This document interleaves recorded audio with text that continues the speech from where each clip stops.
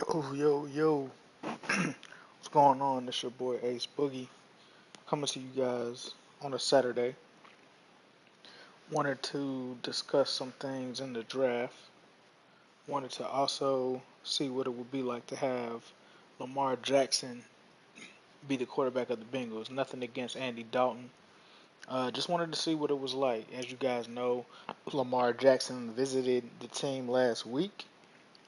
Has a possible chance of being there at 21. Um, Truth be told, I don't think that he'll be there. That's just my personal opinion. I think there's so many teams and so many quarterbacks and so many people who have moved up to grab him. Larry, it's the I NFL don't think on that they'll EA be there. Sports, I and don't there think you he'll be get a there. look at Paul Brown Stadium. Um, Give me 1 second. Let me just set this up. But I don't think Lamar will be there, to be honest. But it would be very interesting to see what the Bengals would do there. I think the only scenario where they actually take him would be, I'm thinking, if he's there in the second round. I think if he's there in the second round, it's full game. But I'm not surprised that the Bengals are doing their due diligence in terms um, of what the quarterbacks are going to look like. Because you're talking about an evolving market where guys are going to start to get about, you know, $30 million per year. And is that something that you really want to give to Andy Dalton? I'm not sure that they want to do that. I'm not sure that they can do that. So to me, it's really going to come down to what can Andy Dalton do in the future, but also are we prepared in the future for uh, something that would arrive if Andy Dalton doesn't win a playoff game within the next 2 years, and do we have a backup plan? Who's going to lead this team? So under those circumstances, I could see Lamar Jackson possibly um, being a pick. And I think that he's a great quarterback. I think that he's been scrutinized way too harsh. You look at the guy's numbers. A lot of people talk about how he's a runner, but he's actually a quarterback first. He just happens to be so great at running that it overshadows, in a sense, what he can kind of do from the pocket. But you look at this guy, he came from a pro offense. I hear a lot of guys out there saying, you're going to have to fit Lamar Jackson into an offense that best utilizes his skill set. Well, the guy is already playing or already played in a pro set offense with the Louisville Cardinals. He also came out of an offense where he had a better year the next year in that pro style offense than his Heisman year.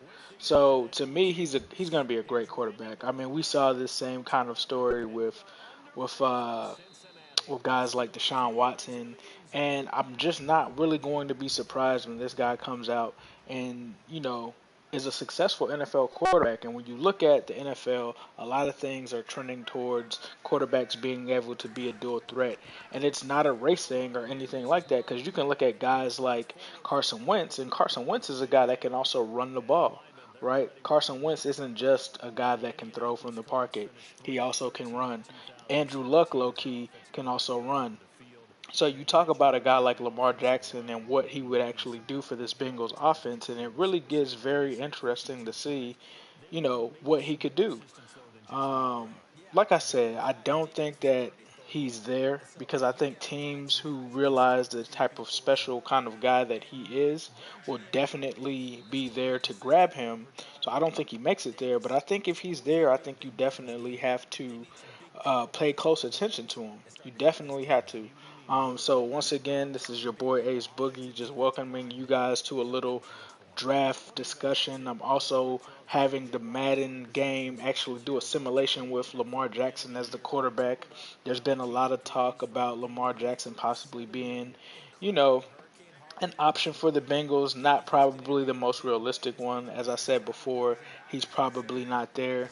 But I also want to touch on not just that, but also some of the other options that could become available. So to me, I think that when you're looking in the first round, and if you haven't checked out my last video, I did a video with Prime, and basically what Prime is you look at the most likely candidates that the Bengals could pick at that position. I've been doing it for 3 years, very confident in the numbers. This is the same thing that pretty much had 80% correct of that 2016 draft. when you look at what the Bengals need, they could go a multitude of ways, right? They could use defensive line help, mainly the ability to help stop the run, which has been their Achilles heel for a couple of years now. You also look at some of the issues that they've had as well on the offensive line. Bringing in a guy like Cordy Glenn is definitely going to help them, but when you look at the right tackle position, it's still cloudy over there. You still don't really know what you're getting. You're talking about a position where you don't know who's actually going to be there after this year. Jake Fisher is a free agent next year. You also talk about the fact that you have Bobby Hart, who's pretty trash, backing him up. You really don't have a decisive guy there, and Jake Fisher really isn't that much better than Obuehi, to be honest. And you need something there. We had Bodine. Bodine, we finally got rid of him. But at the end of the day, you still have to get somebody to replace him as well. So that's something that would need to be taken care of as well. Um, so there's a multitude of positions that the Bengals could go to, or there's different ways that they could go. You also take a look at the linebacker position, right? And again, we have Vontez Burfict scheduled to miss the beginning of the season. You signed Preston Brown, but outside of those guys, you really don't have anyone. I mean, Nick Vigil, I've said on this podcast and on this YouTube channel for years, Nick Vigil is not that good, bruh. Like it's nothing about anything about him screams that he's a guy that's ready to step up to the plate with Vontez Burfict. And I can argue the same thing with Jordan Evans. They're good complementary guys, but they're more so backups. Those are basically guys that you want as backups. You don't want those guys to be your starters. You talk about Vinny Ray. Same deal there. Same deal there with Vinny Ray. Not really a guy that you expect to be your starter. And the Bengals definitely have a need there as well. Tight end, there's no one scheduled to be here on the Bengals outside of Mason Schreck the next year. So that's another thing where they're going to have to look at possibly a tight end next year. If I think what they do is they let Eifert play this year out, they decide whether or not they want to keep him next year, and they go from there. But it's going to come down to him or Croft, and I think if it doesn't work out with Tyler, they definitely would look at Croft. But we'll see how things go there. But just to give you an idea, I'll just look at some of the 2019 free agents, and you guys let me know because it seems like the Cincinnati Bengals after this season, depending on how they do, could be in for a drastic change next year. You're talking about Geno Atkins is going to be a free agent, Carlos Dunlap, Tyler Eifert, Michael Johnson, Brandon LaFell, Preston Brown, Vincent Ray, Chris Baker, Darquez Denard, T.J. Johnson, Clark Harris, Jake Fisher, Bobby Hart, Randy Bullock, Tyler Croft, Josh Ott, and C.J. Uzoma. So these are immediately going to be needs that the Bengals could look to address during this draft. And I'll go through several prospects and feel free to comment. Let me know what you guys want me to talk about. But right now, I'm just going to go through some of the scenarios at 21. Obviously, a lot of people want Mike McGlinchey, right? And the Bengals have showed a lot of interest in him, but I tend to look at it through a realistic lens. I don't think Mike McGlinchey is going to be there, right? He's considered the number one tackle in his class by most. It's a split between him and Colton Miller. And I think that with McGlinchey, I'm not as sold on him as everyone else is. That's not to say that I even think Colton Miller is better. I'm not sold on Colton Miller either. But I think the fact that Mike McGlinchey, it's been said that he struggles against athleticism is a huge red flag. I mean, he could be a guy that you could definitely tweak his technique to make him better at that. But the fact that the guy struggled with athleticism is crazy to me, and it's crazy that so many people just assume that he's going to be successful because most of your edge rushers in the NFL happen to be athletic guys, right?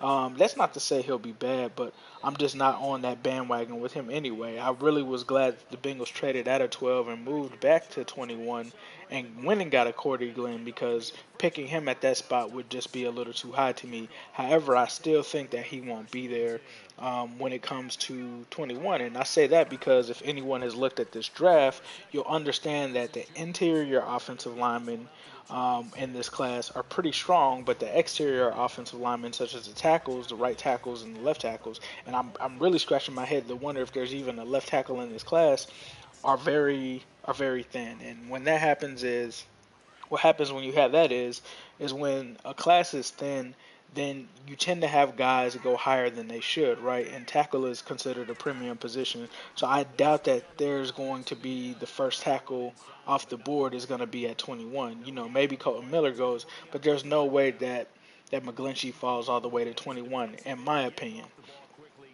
So then you look at your tackles there. You've got McGlinchey, Colton Miller. They're both probably not going to be there.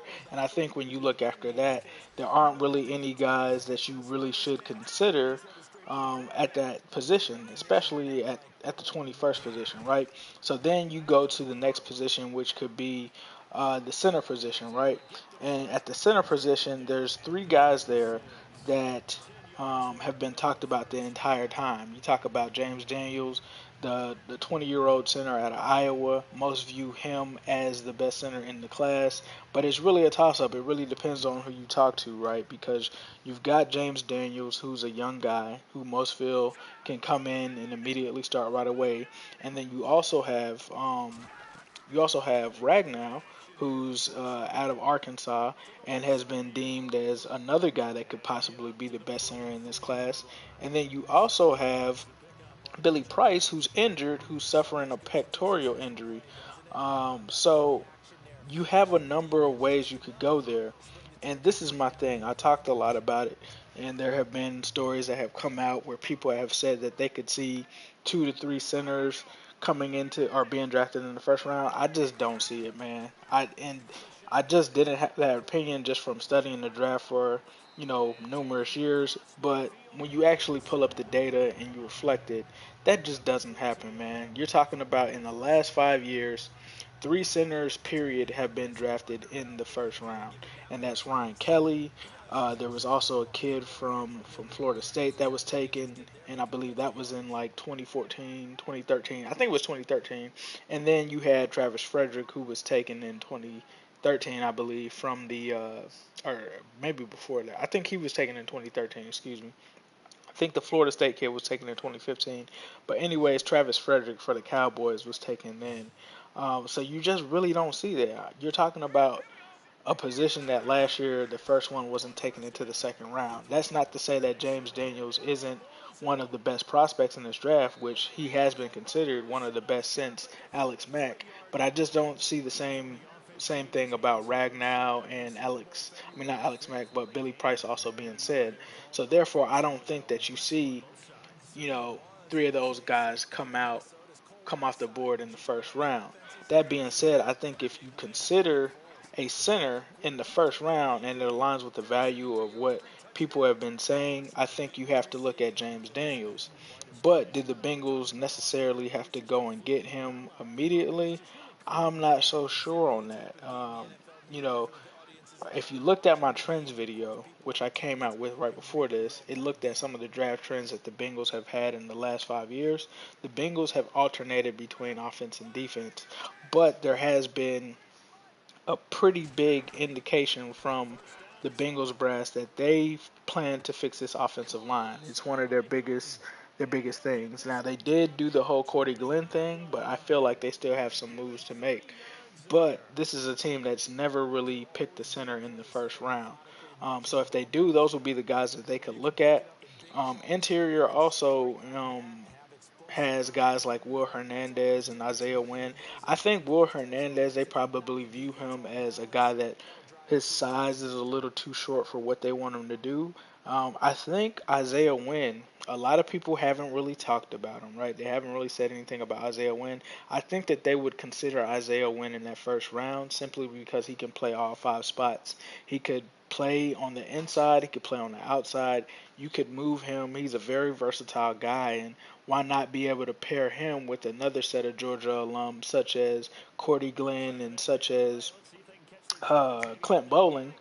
Like that's something that you could do there. So interior line could be in play. But then you move to the interior defensive line, and one thing that just sticks in my head is just Terrell Austin took this job. He wanted this job. Did that come with the Bengals brass saying that he would be able to have his own pick in the first or second round? I think it did.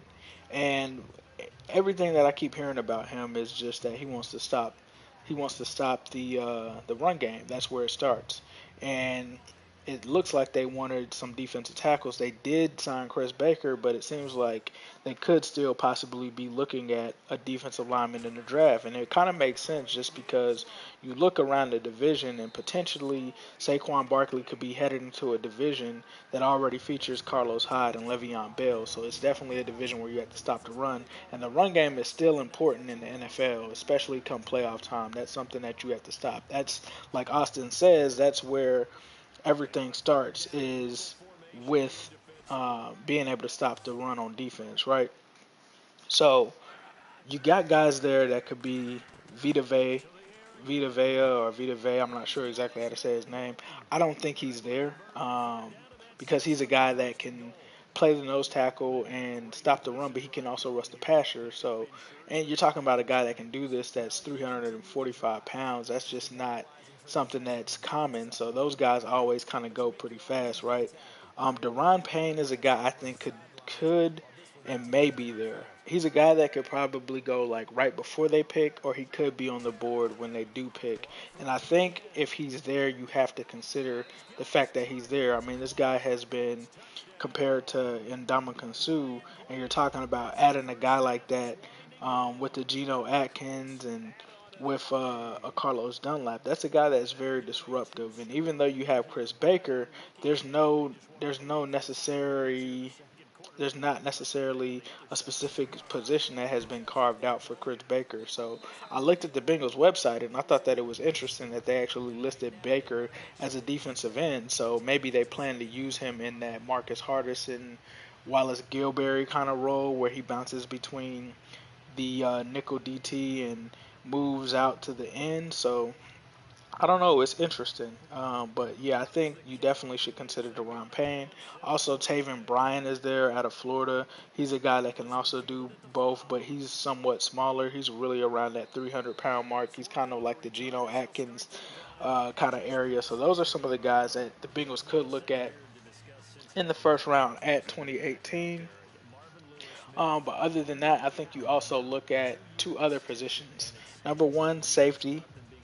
And really, safety is probably not going to be taken in the first round. They've never taken a safety in the first round. The only safety I think would actually even prompt them to consider it would be Derwin James. But I think Derwin James, just listening to some of the draft and some of these people around the league, I don't think that he's going to be there, right?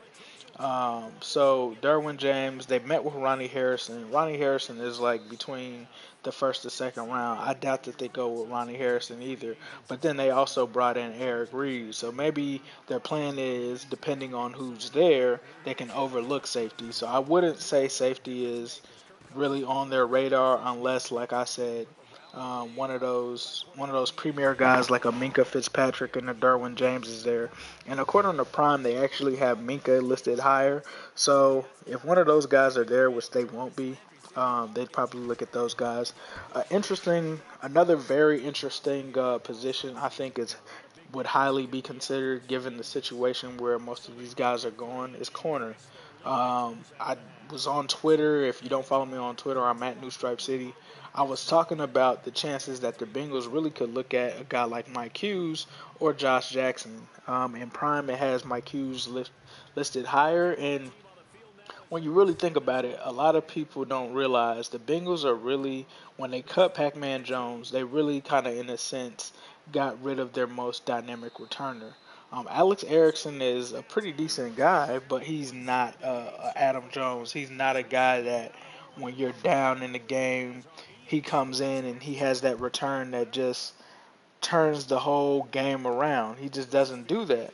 And Mike Hughes is the guy that does that. And you look at what they do, and typically the Bengals like to draft for or be prepared a year in advance for guys that could be gone. You look at Darquez Denard, he's a free agent. He could be gone next year. But Mike Hughes is a guy that could still make an impact from a special teams perspective this season. So Mike Hughes and I think that corner class and Josh Jackson are in play. They're also guys that are ball hawks that could take the ball and do what they need to do with it. And that brings me to the last position, last but not least, but linebacker. Um, like I touched on earlier, you really don't have anybody there. And I think that Roquan Smith is definitely gone by this. I think he would be their most ideal pick, but there's no way he's going to be there. Tremaine Edmonds, same with him.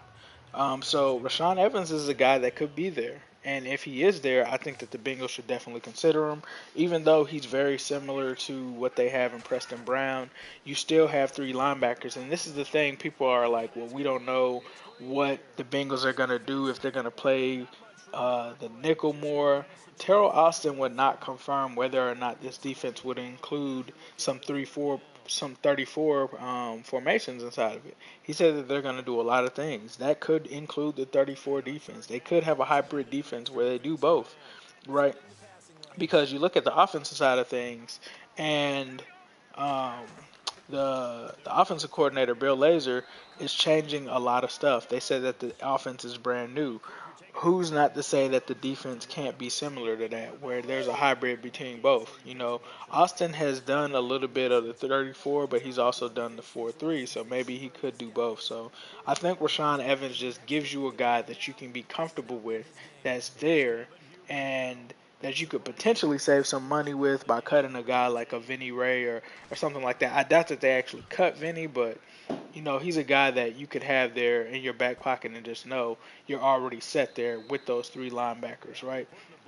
And he's also a guy that can rush the passer. So um, his instincts are incredible. I think he's the perfect fit for the Bengals. So I think that you have to look at either Rashawn Evans there. I think you can look at Josh Jackson slash Mike Hughes. I really favor Hughes over Jackson only simply because he can do both, right, at an elite level, which is returning and picking the ball off and playing defense. And then I think you also need to consider James Daniels or Ragnow. Now, if it were me, I would probably. Oh, and also Deron Payne. Sorry about that. So, if it were me, I think, and I just did this mock yesterday, but if Deron Payne is there, I think that you have to consider him.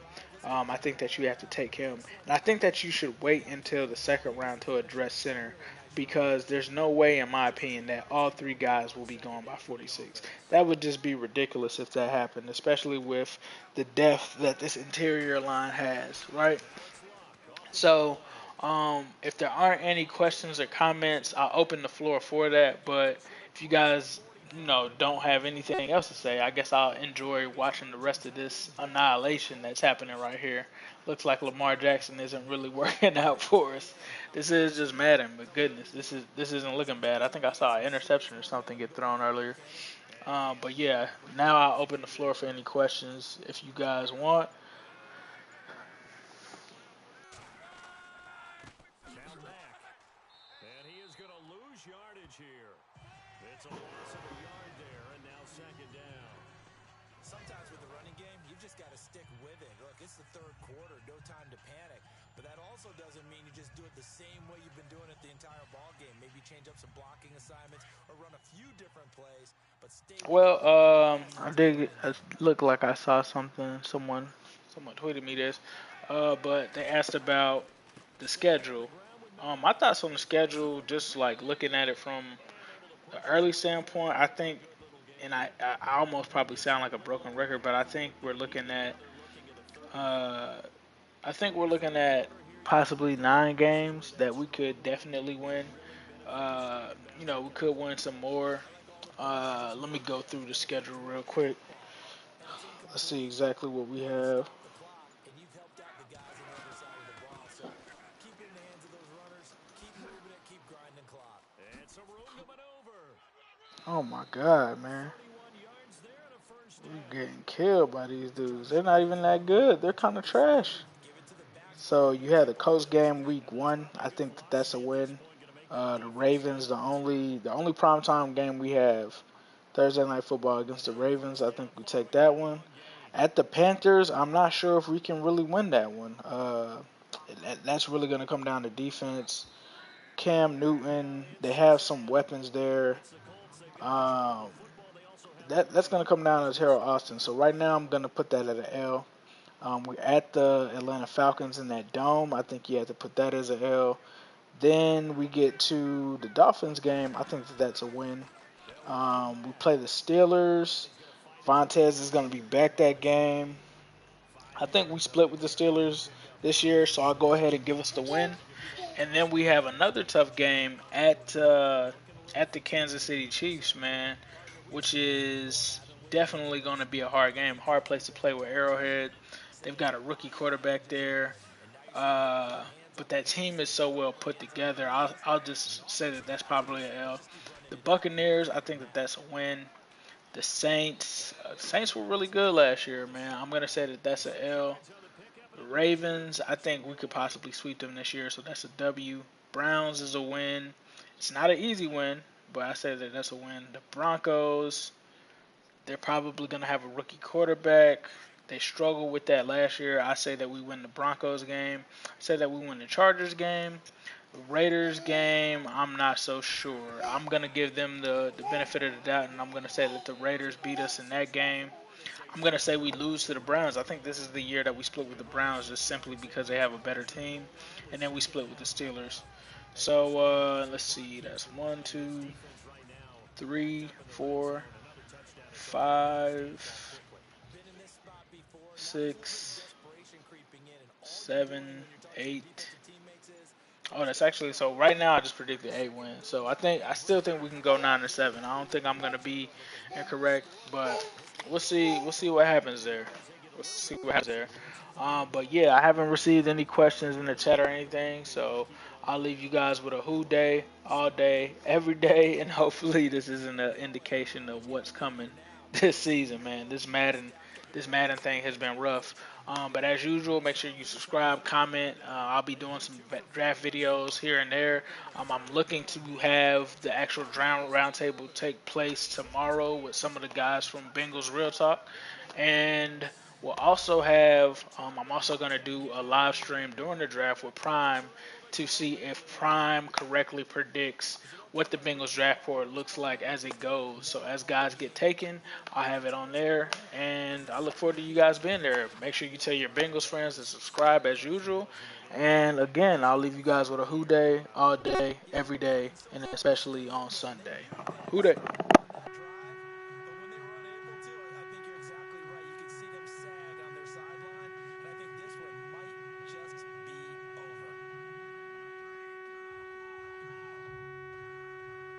Set now to kick this one away, and off it goes.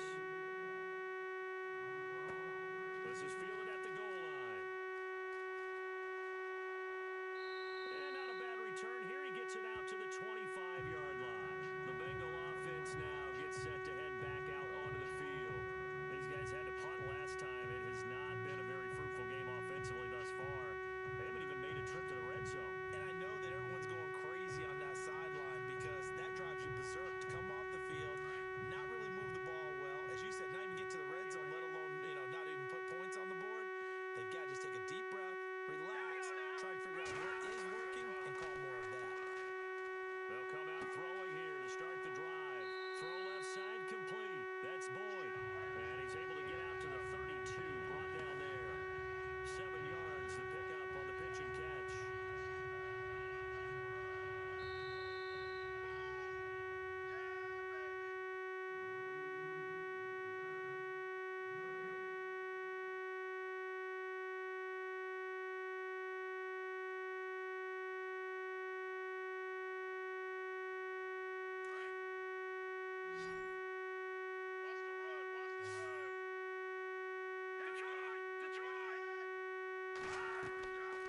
Out of the gun, they'll look to throw.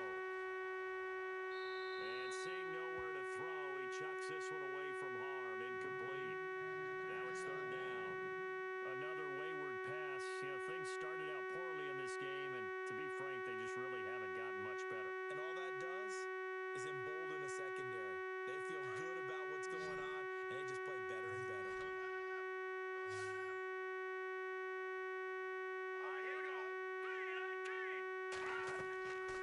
Looking to throw. Now a desperation throw deep downfield. And that's caught.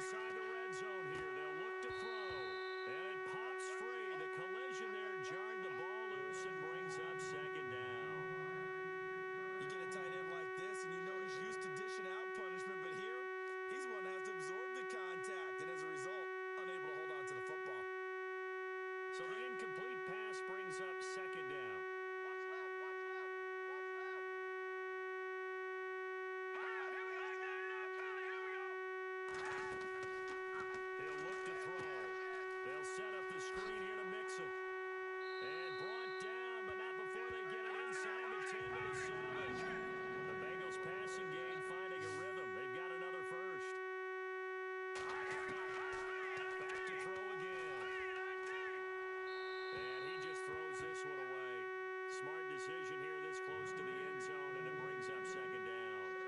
Those throwing windows get a lot tighter near the end zone, don't they? And here's the thing. You already probably have 3 points in your hip pocket. You force a throw here and give up an interception, you come away with nothing. Especially tough in the middle third of the field where he threw that one. All right, here we go. They'll look to throw again. Oh, fighting off the defender. Oh, hit as he throws there, incomplete. Pressure, and that's certainly going to be a key to this game going forward. And that time, they were able to get in there and influence the throw. Remember, quarterbacks got to get rid of it. They don't have the Tucker rule that they can fall back on anymore. They gotta have 6 here. It's third and goal.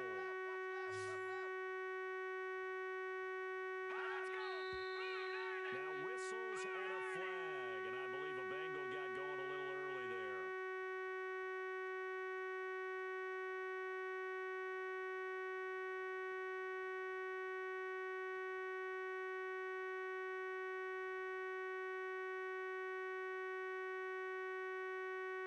They gotta have 6 here. It's third and goal.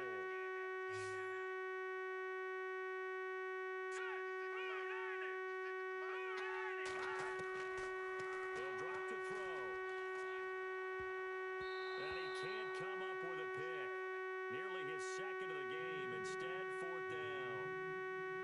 I think that was a good job there defensively. They did allow them to drive all the way downfield, but once they got their backs to the goal line, they really turned up the pressure. Yeah, they let him get all the way down here. Now the field shrinks. They've struggled to convert, and that last incompletion brings up fourth.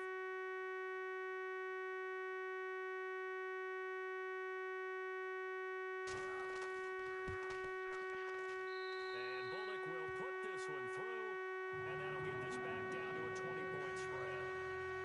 Well, it's a Pyrrhic victory at best, but Charles, no team wants to get shut out, so it's hard to blame them for taking the 3 there. You can't blame them one bit. It hasn't been the best performance, that's for darn sure. But there is something to be said for fighting to avoid the goose egg, and they're at least trying to finish out strong.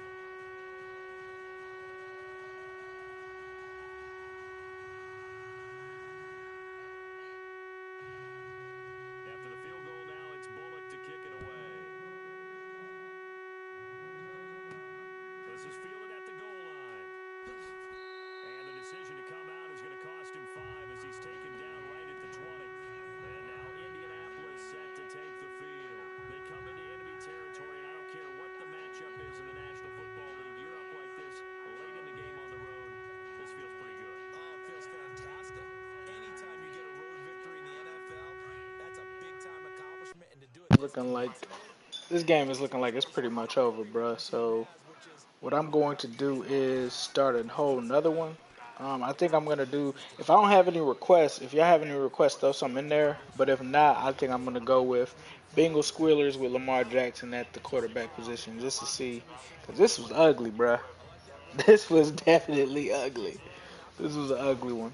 I don't think we've had a good looking one ever since, man. I don't know. Y'all let me know. Y'all let me know, bro. 'Cause this is ugly. Straight ugly. Ugly. Bengals Junkie asked, do I think Geno will leave in free agency? Nah, man. I don't think the Bengals are that stupid, right? They can't be that stupid. But on the real, they really need to smarten up and hurry up and try to extend Geno before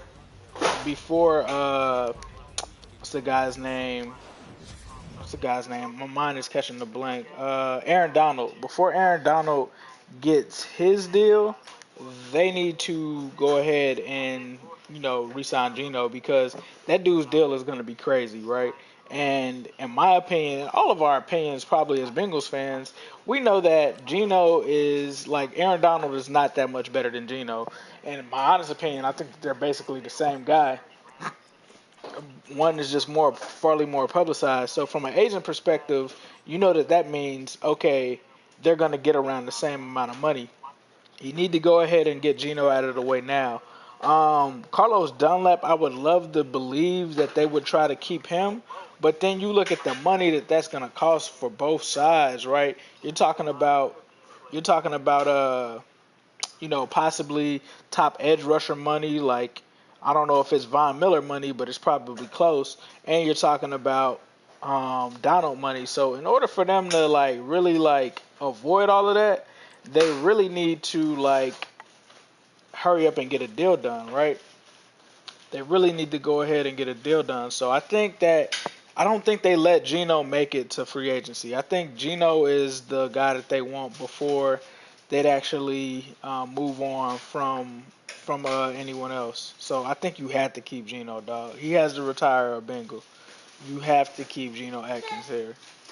I'm, I'm gonna try to look and see if there's an offense for a mobile quarterback in Madden here for a mobile quarterback. I'm thinking of going with Philly's offense um, with their playbook because like I said earlier, Carson Wentz does a lot, and with the Bengals having this new offense, I'm honestly kind of excited to kind of see what they're gonna do here, cause yeah, you're excited too, Mooney. Bill Lazor might be actually doing something right. Is that what you say? My son says Bill Lazor might be doing something right. It's possible. Anything is possible. Let's see. Design quarterback runs. Somebody saying the Panthers. That would definitely. Seahawks. Let's go with the Seahawks, bro. I don't know. I don't even know what our offense would look like, but I would imagine that you would have to have something like this. But from what I heard, and if you pay attention to the Bengals website, it seems like it could be something similar to the Air Coryell offense, but also would feature um, some of the concepts from the Eagles offense back when Chip Kelly was the coach. So that's pretty interesting to me. I'd like to see what that like actually looks like. But yeah, that's very interesting. And basically, the Air Coryell offense is a vertical offense. It's been compared to the New Orleans Saints offense, and it's just a real vertical offense, right? Where the quarterback, it really depends on the quarterback and what the quarterback is going to do. And it depends on a lot of long routes, which makes me think even more maybe the Bengals have to consider some offensive linemen to make sure that those vertical passes can actually make it to them. But that's interesting that they're changing the entire thing. It also has a lot of plays, and that's another reason I'm picking this offense. But it also has a lot of plays that also have the run versus pass option, and I think they call it RPOs on Hobbs' site. Yeah, so I mean, obviously Andy Dalton can run the ball as well, so maybe we see that there. Maybe we see that there. I always do this. I never really play these games because I actually back in the day used to be a really good Madden player. I think at one point I was like a top 200 or something like that. I ended up beating a guy that was like the 50th best one year, and I was decent, but now I'm trash. Life comes at you fast.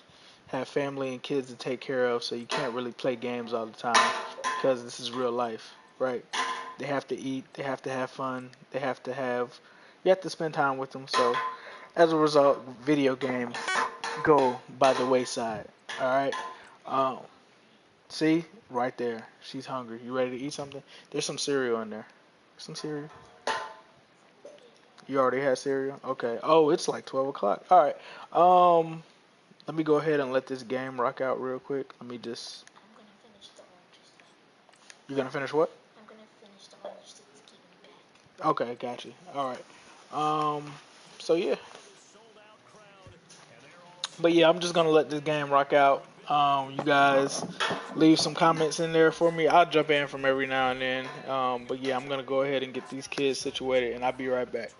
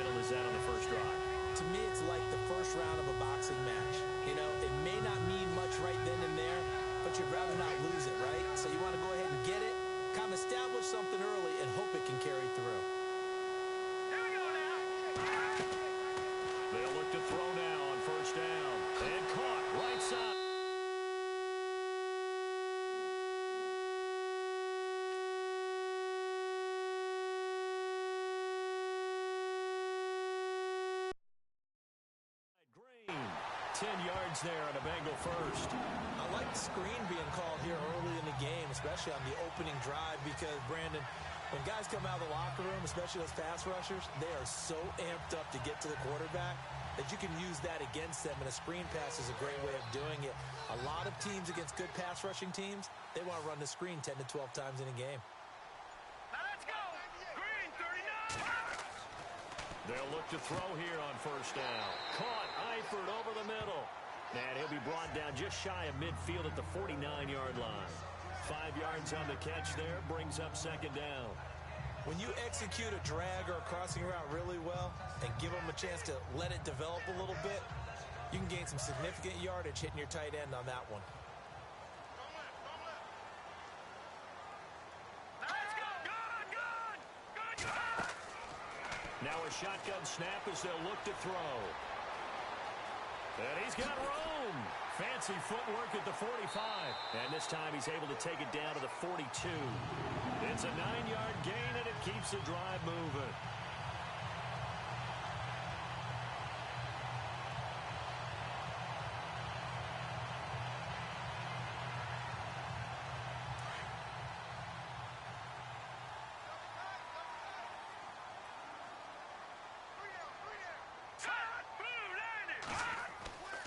Back to throw now on first down.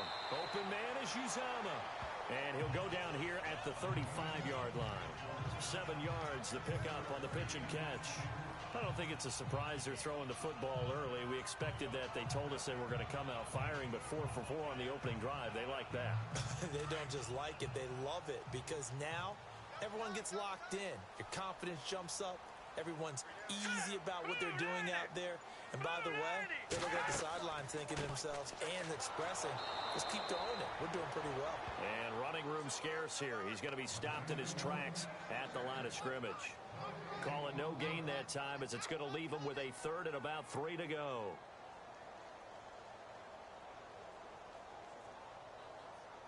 And this will be play number 8 of the opening drive. It's 3rd and short.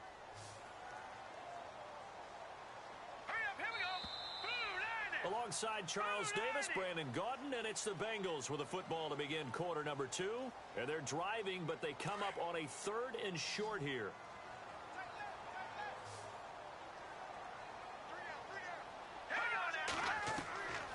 They'll set up a throw. Got a man, it's Ross, complete. And he gets this down to the 18, good enough for a first down. The Bengals passing game finding a rhythm. They've got another first.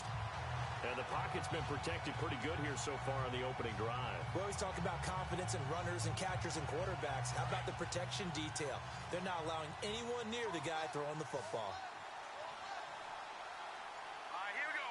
Green, 39. From the red zone now, they'll look to throw. Looking for Boyd, and he's got him. Touchdown, Bengals. Tyler Boyd, an 18-yard touchdown grab. And the Bengals take it right down and score on the opening drive. Well, that's how they envisioned to get the football to start the game and score it. And I don't know if that was scripted. Was it an audible? Or was it just a play call that they had in their pocket? No matter what, they had the right call on against the right defense, and they end up in the end zone.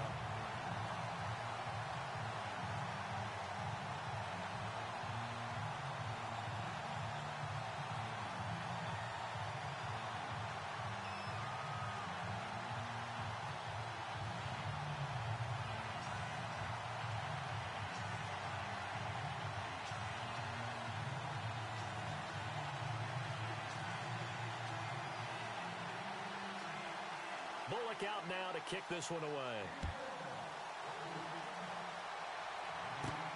This will be taken in at the 1. And he'll bring it a few past the 20 to the 23-yard line. Before the possession switches here, I had written down that I wanted to talk about some of the awards this past season in the NFL. We know Brady was the MVP, but Todd Gurley, Offensive Player of the Year. How about that for a bounce back? Many were questioning whether he'd had a sophomore slump the season before. Didn't even get to 1,000 yards. Was a dominant force in 2017. How about his teammate Aaron Donald on the defensive side? He took home Defensive Player of the Year award. Yeah, very impressive. They had both sides of the ball. Sean McVay deserving, I think you would agree, of Coach of the Year. Yeah, definitely. I mean, what he did for the Rams when they went from last in the league in scoring to leading the league in scoring and winning a division title. And how about the New Orleans Saints? Rookie of the Year, offense and defense. Alvin Kamara on offense, Marshawn Lattimore on defense.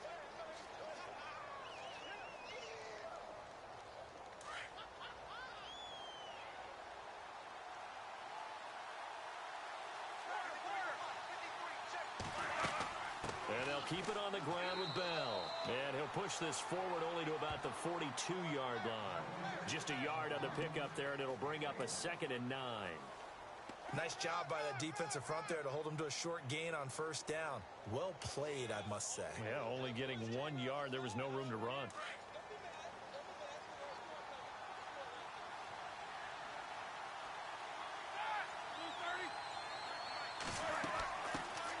First carry for James Conner. And he's taken down, but not before he gets this into enemy territory across the 40. That burst good for 20 and a first down.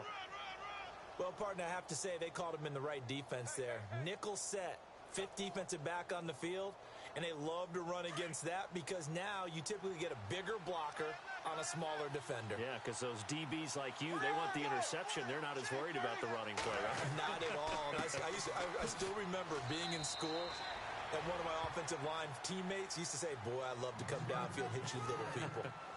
Good run there. Credit him with a 1-yard gain there to make it 2nd and 9.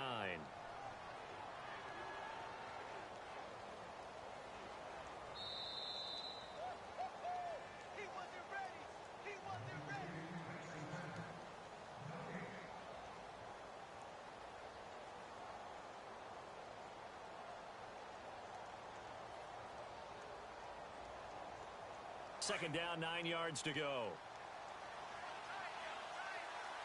Here we go. Black 30.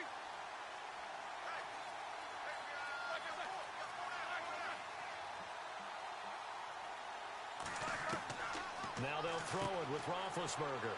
This is caught by Antonio Brown. And he's going to get this inside the 30. Roethlisberger hooking up with Brown to get the Steelers a first. I know everyone wants that prototypical wide receiver, you know, the 6'3", 200-plus pound guy, like a Julio Jones and A.J. Green and Dez Bryant. Antonio Brown just shatters that, doesn't he? Smaller in stature, but still able to use his quickness, his elusiveness, and his strength to create big plays. On first down, it's Roethlisberger. Over the middle, hauled in by Smith-Schuster. And they'll bring him down at the 18-yard line. A good pickup there, 8 yards on the first down completion. And boy, they had high praise for this rookie receiver when we asked the coaches about him, didn't they? They certainly did, and obviously they liked his measurables, otherwise they wouldn't have brought him onto the team. Height, weight, speed, all of that. But how about what they really said? Competitiveness. That's what they really liked about him. The way he goes after the football, competes for it, and decides when it's in the air, it's his and only his. And now before this first down play, we're going to get a timeout here, as the stoppage will come with a little under a minute to go in this first half.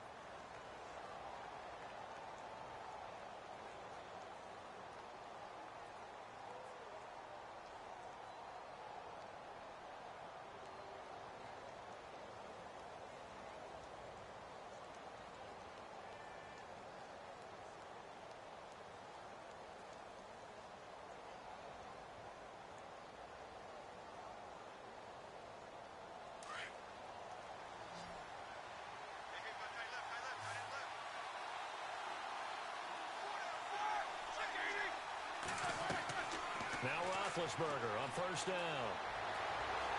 And no escaping this time as he'll go down. They got him for a sack. And before the second down play, we'll get a whistle, a signal, and a timeout, as they get the stoppage with a little over 50 seconds to go in the first half.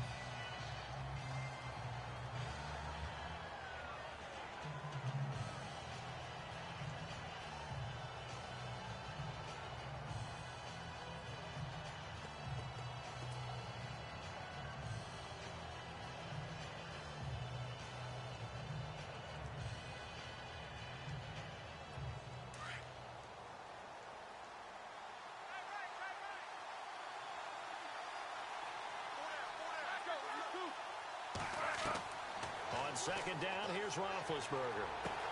This will be caught just inside the 10. And a big tackle there as the defender runs right through him.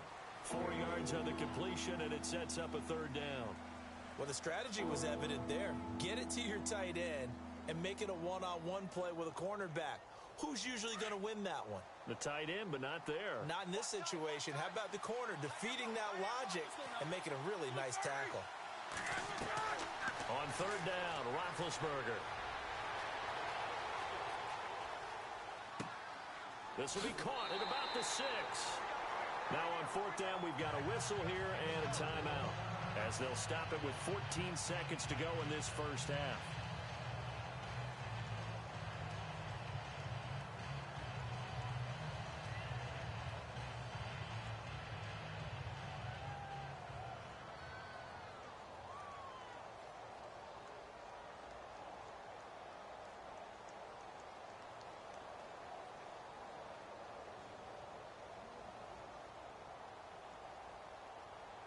Now Chris Boswell for the Steelers field goal try.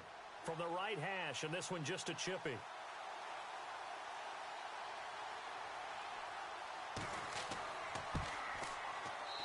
And Boswell's kick is good. And they are on the board, but still trailing. It's 7-3.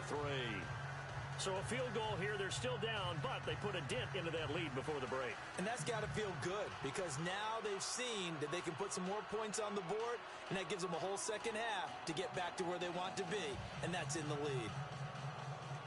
After the successful field goal try, here's Boswell to send it away. This is taken at his 4. And he'll take it up past the 25 to the 26-yard line. Cincinnati now ready to take the field. And from this spot in the field with the clock where it's at, you think we're just going to see a knee and that's it? And I think in this situation, that's the proper play. But we do know there's some risk takers out there that may want to take one more shot before the clock runs out.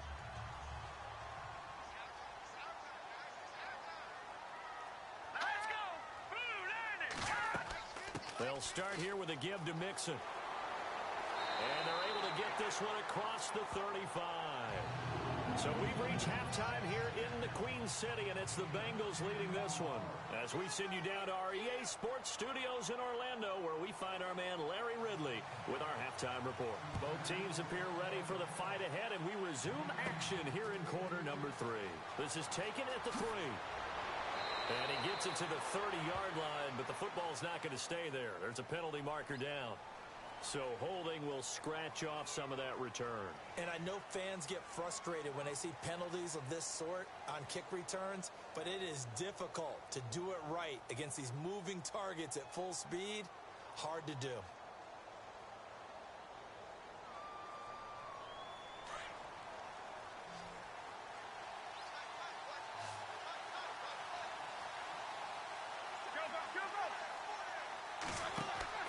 Now a play fake here on first down. Going for the deep ball. So they took a shot on first down but couldn't connect. They have not gotten him going at all. Tried to spark something there with a longer throw, unable to complete it. But you have to keep trying. He's one of their best playmakers. No matter what it says on the scoreboard, you're always trying to get him the football. So they're still at the original line of scrimmage here. Second down and 10.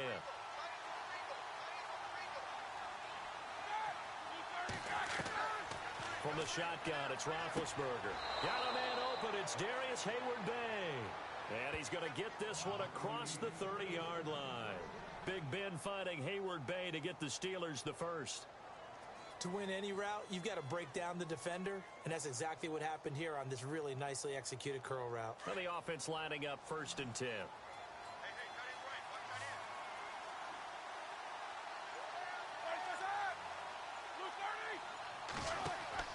They go play action here on first down. He's going to sling this deep down. Trying for Brown, and it's intercepted.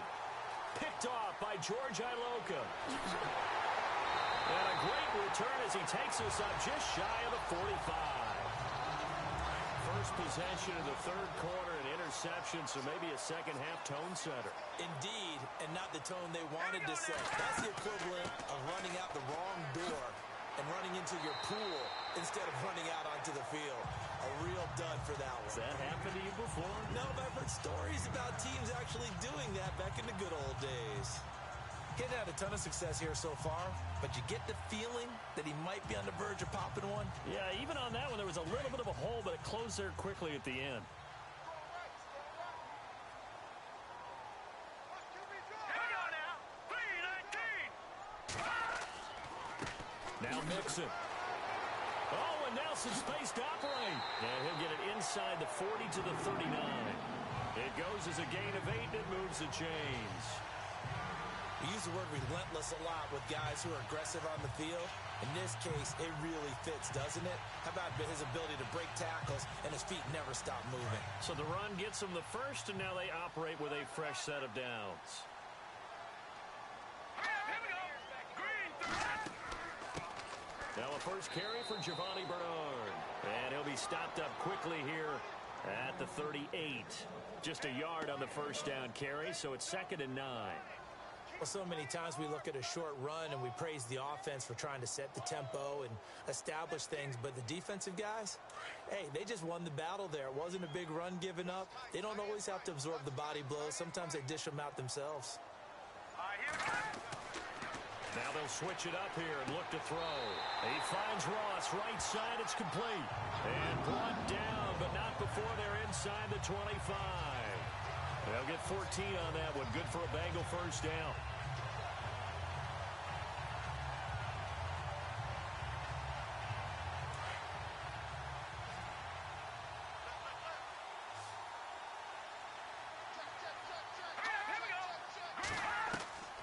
Now on first down, he'll drop to throw it. Green's got it over the middle.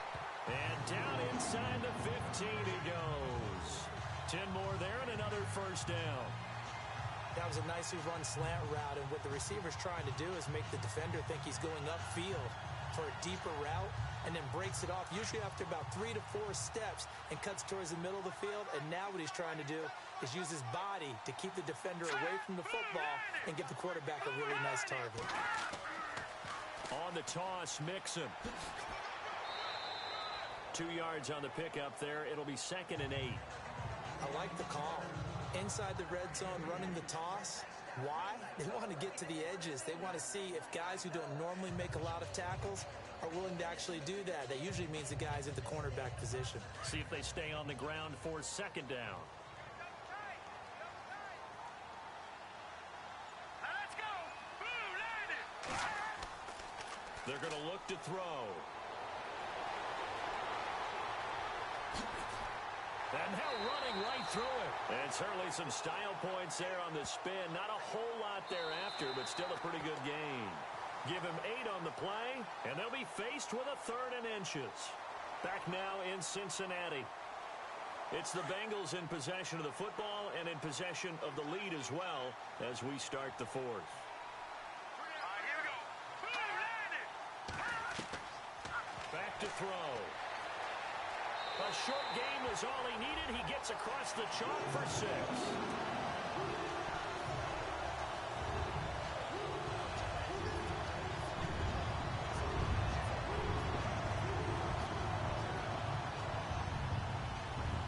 Now Bullock to add the extra point. And this one's right through to make it a 14-3 ball game.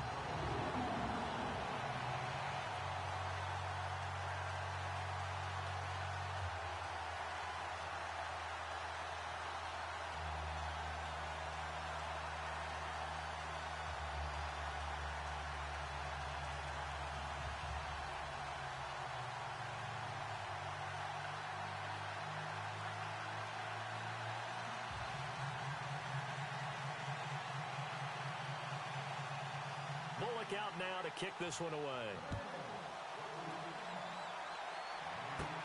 This is taken at his 4.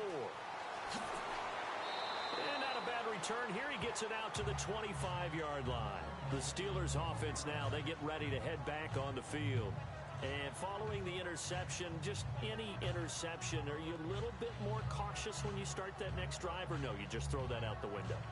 I think you are. I don't think that there's any way you can run back out there and go, totally didn't affect me. Let's just go ahead and be loose with the football again. You're going to take care of it, but you have to be careful about being too cautious because now you can't run any offense at all. Still want to attack. We'll see how they attack him here. And he'll get to the 29-yard line, brought down there. That throw good for 4. It's second down. They need a touchdown, the two-point conversion, and a field goal. Pretty good start to the drive, though. Yeah, good start to the drive, but the urgency has to really be increased by both the players on the field and everyone on the sidelines. Got to make sure everyone is up and into this game.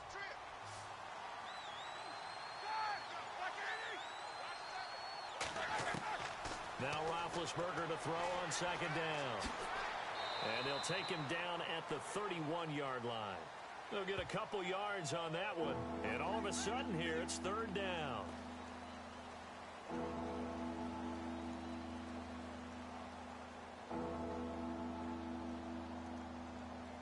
And a nickel look here for the Bengals as they try to defend this on third. They'll run it now out of the gun. No gain there on the play, and that's going to leave them with a fourth down. Well, look at the clock. You're down 2 scores. Have to go for this, don't you? And they thought that as soon as they took over possession. It didn't matter where they were on the field. They were always going to be in 4-down territory. Backed up, in good situation, it didn't matter. So they've been preparing for that on their play sheet the entire time. Here we go. It's Roethlisberger on fourth down. He completes it to Bryant. And he's taken down at the 43, but not before picking up the first. 12 yards that time at a Pittsburgh first. You cannot write these guys off just yet, not with a quarterback like that under center. You mean it actually crossed your mind with him running the team that you could actually maybe write this game off? Not yet. Not a chance. Not with him. We've seen it too many times. They'll throw on first down with Roethlisberger. And this is caught by Hayward-Bay. And he's able to get this one out closer to midfield across the 45. The completion good for 3, and it's second down. And right now, defensively, you love that, don't you? I mean, you'll give them that play. And they'll take it every single time. This is almost like nickeling and diming it downfield, and too much time's going to run off the clock.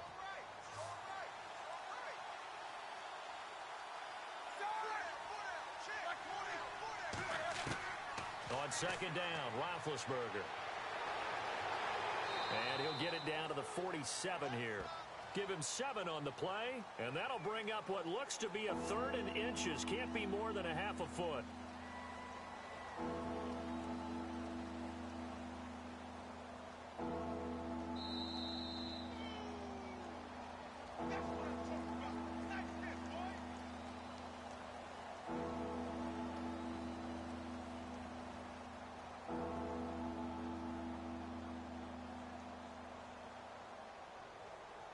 Oh, it's a nickel set here defensively on 3rd and inches. Still want to be prepared for a pass.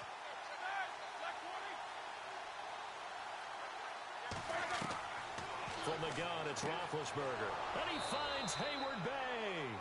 And he will have a first down here at about the 40. 7 yards there, good enough to move the sticks. Now it's Roethlisberger. This is Bell on the dump-off. And he'll go out of bounds after taking it a little further down inside the 40. It'll be a gain of 4, and it'll make it a second down. One thing I think that's safe to say defensively, the tackling's been really good. And because of that, it's been very, very hard for them to move the ball because you're not getting the benefits of run after catch. They're tackling them almost on the spot. That means you have to run extra plays, harder to move it. Out of the gun, it's Roethlisberger. And he's going to be taken down. Pressure gets there back at the 39-yard line. And a stoppage here, a timeout before this 3rd down play takes place. As they'll talk it over here before what will be an important 3rd down.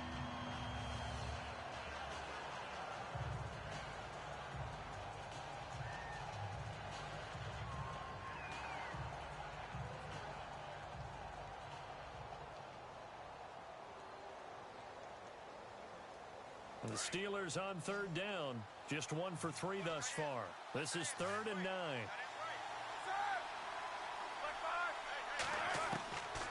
Here's Roethlisberger to throw. Bryant with a catch right side. And he's able to pick up the first before he's taken down at the 27. A Steeler first down, Roethlisberger to Bryant. On 1st and 10, it's Roethlisberger. Room here to run. Give him 6 on the play, and that'll make it a 2nd down.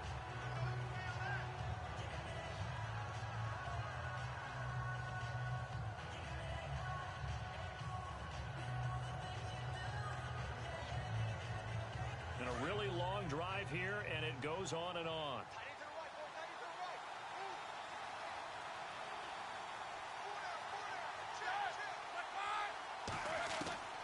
To throw here, Roethlisberger. Caught here by Bell. Just 4 yards on the pickup, but that's good enough to extend the drive.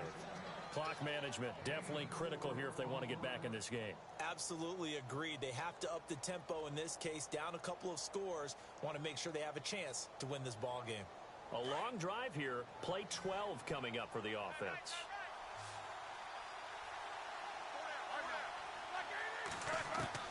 From the red zone now, here's Roethlisberger on 1st down.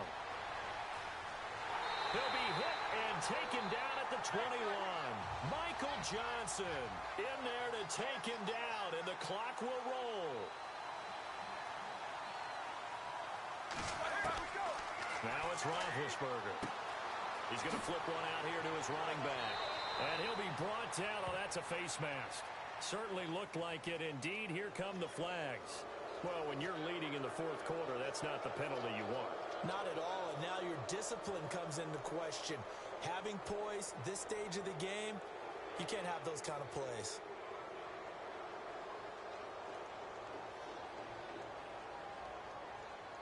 And the seemingly endless drive continues.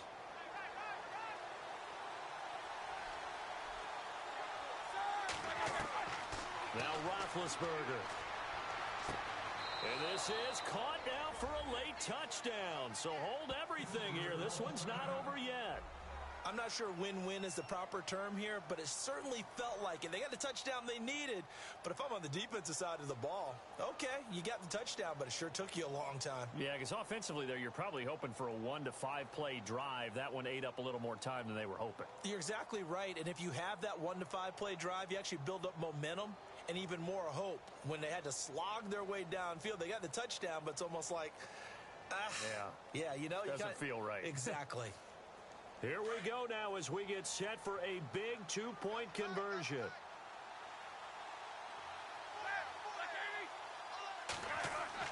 Back to throw. Fighting for the end zone. He lost the football. It's out.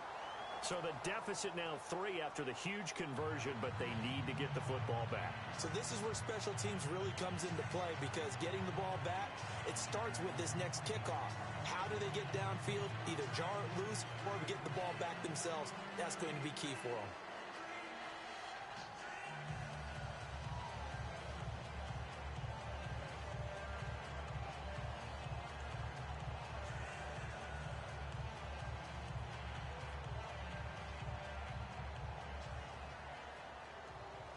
So here we go, 45 seconds left, and things have boiled down to this onside kick. And this is going to be recovered by the Bengals hands team. And they're going to hang on and win this game. Now the Cincinnati offense ready to see what they can do here. Well, 4th quarter, they felt like they needed the football back. Unfortunately, they couldn't get it. And I know we've brought analytics into the game, and someone has said here that the data says that when a team's expecting an onside kick, 80% of the time, the team expecting it, they do actually recover the ball, which is what we saw here. I just wonder if that number is much more of a anecdotal type of a number. Kind of like when the coaches tell us, well, when you score on special teams, 93% of the time you win the game. I'm still waiting to see that number is empirical. And the Steelers signal for another timeout. That'll be their 2nd, so one more chance to stop the clock here, and we'll be back.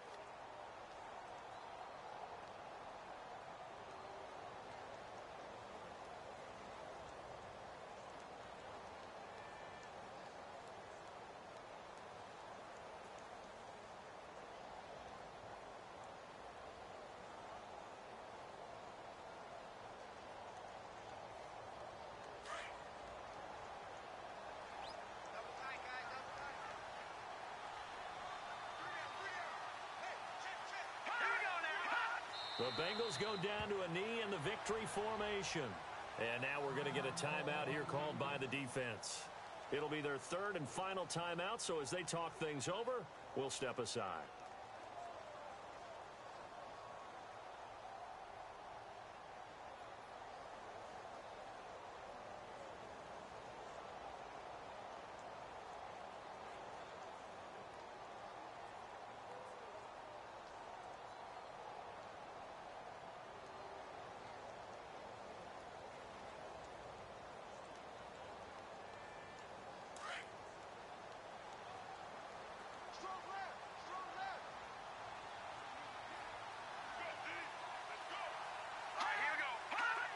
One final kneel down here, and that should just about do it.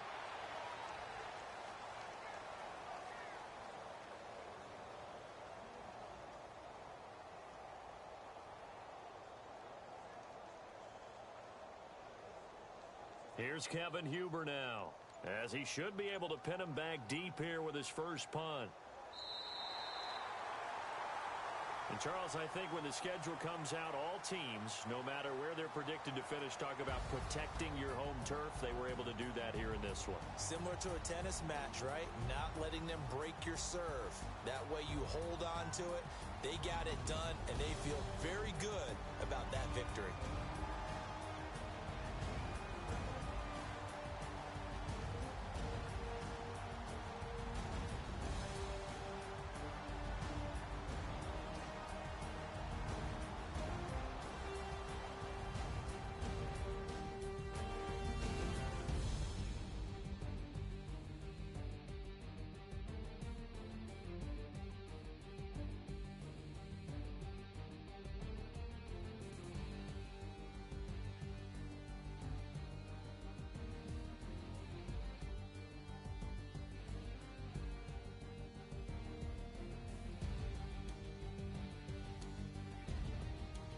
So that'll do it for us. For Charles Davis and all our crew, I'm Brandon Gaudin. You've been watching the NFL on EA Sports. It's a win for the Bengals as we say so long from Cincinnati.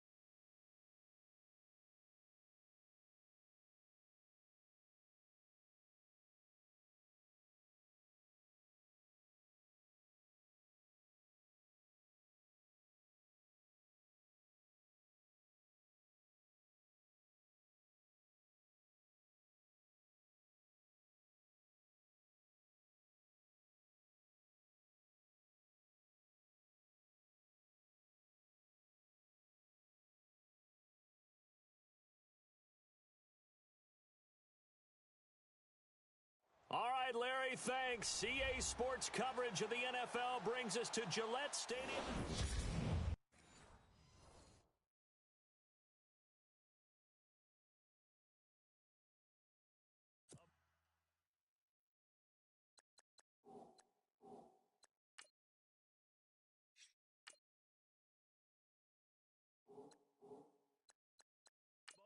The Pats emerge from their locker room.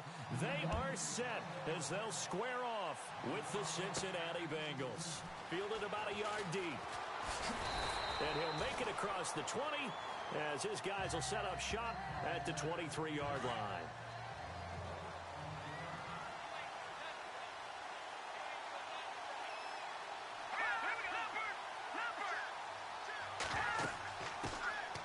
The drive will commence with a run by Mixon. And they're able to get this one across the 35. It's a gain of 13, and the Bengals have a first down. Well, one unit I know you want to watch is that offensive line. If they keep clearing holes like that, it could be a long night defensively.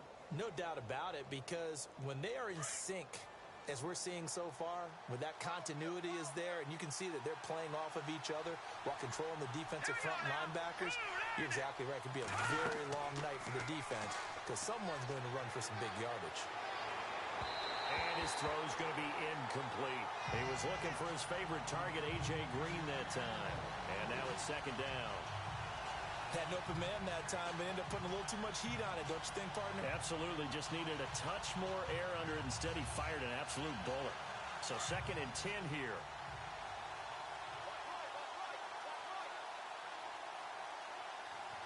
Here we go. Green, 39. Green. Mixon. And unable to get downhill there as he'll take this up to about the 37. 1 yard, the official pickup there, so it's going to set up 3rd and 9. Pretty good little two-play sequence there. You foresee incompletion, then a very short pickup. Yeah, now maybe you bring in an extra defensive back or two because you want to try and defend on 3rd down. They like to play those nickel or sub packages, don't they?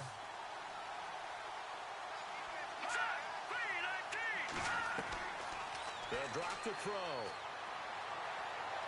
Hard throw, incomplete.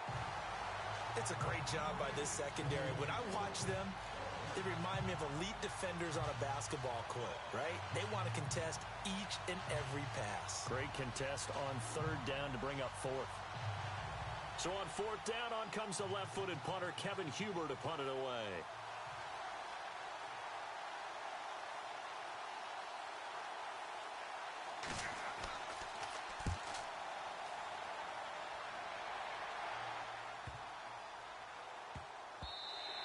And that one hits at the 7, but bounds into the end zone, and that'll be a touchback. The runner-up New England Patriots offense back onto the field. And I wanted to get your thoughts on the offense for this crew as they go into 2018. How do they stack up, Charles? Typically, New England, pretty darn stable. One of the goals going into the offseason was to try and hold on to running back Dion Lewis, because coupled with James White, that's a heck of a tandem.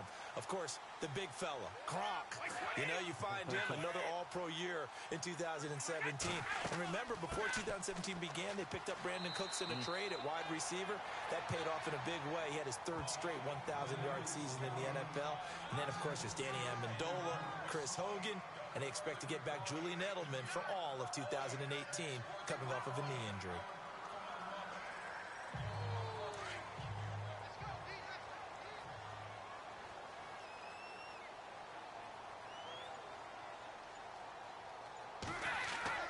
They keep it on the ground. White again. Now White lost the football, and the Bengals grab it. And he's going to get this one to the 23-yard line. So the defense there, opportunistic. It's nice to give them credit, isn't it? Because so many times it's more a matter of what the offensive guy didn't do. Didn't secure the ball, didn't cover up. In this case, let's just give credit to where it belongs. Knocked it free, made a big play. And he will be brought down at about the 6-yard line. 18 yards there, and it'll be a 1st and goal. Right after the turnover, they come out throwing. And that means it's a sudden change situation. We used to practice it on defense. Sudden change, get out there, stop the offense. But you typically run out there a little bit unsettled. I think that's why he came right out throwing the football, hoping to catch him off balance. And he did. Now a play fake here on first down. A nifty move on the run, but ultimately stopped short of the goal line down at the 2. 4 yards on the pickup, and that'll make it 2nd and goal.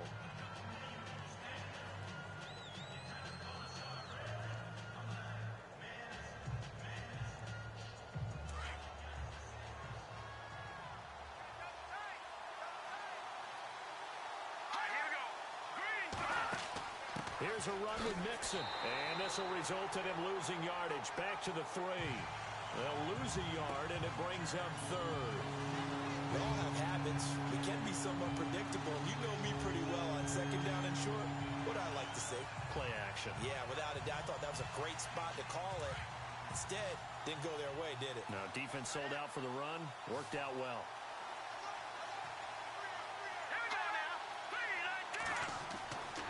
They'll look to throw on 3rd and goal. And he is leveled. Knocked down hard. It'll be a pickup of just 2, and that will bring up an interesting decision here on 4th and goal.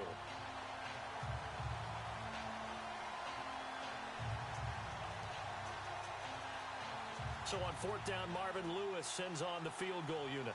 From the right hash at a bit of a tight angle.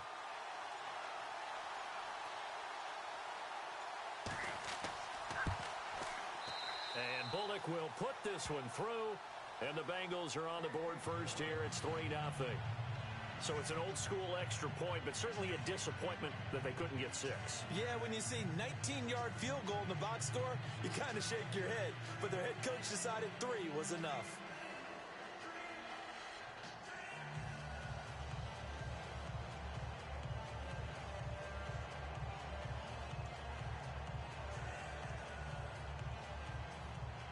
After the field goal now, it's Bullock to kick it away. Here's Matthew Slater to return it. And it's a pretty good return here as he'll get it up to the 29-yard line. So the Patriots coming out now. And last time they coughed it up, led to a field goal. They're fortunate that it only led to a field goal, but still, they're not happy about it. Could you sense the relief, though, when they only gave up the field goal? And they were able to trot back out on the field and start this drive. A little more pep in their step because they didn't cost their team a touchdown. But they know they've got to do it a lot better than they did on the last possession. The coach will just be relieved, though, if they recoup with a score here, right? I think the coach will be ecstatic to see them pick themselves back up and now take it downfield and punch in the end zone without turning it over. Not much room here as he only gets it to about the 30. Alongside Charles Davis, Brandon Gaudin, it's the Patriots in possession to begin quarter number 2. They've got a 2nd and 9 to start things out. They stay on the ground with White. And that didn't fool anybody. He's going to be dropped in the backfield. It's a loss of 2, now 3rd down. Partner, you mind if I take off this headset and put on a coaching headset? You want to get this running game going? I want to get this running game going. I'm going down there and saying, gentlemen, we have got to run the football. We've got to get it going right now. Yeah, to this point in the 2nd quarter, it has been a struggle.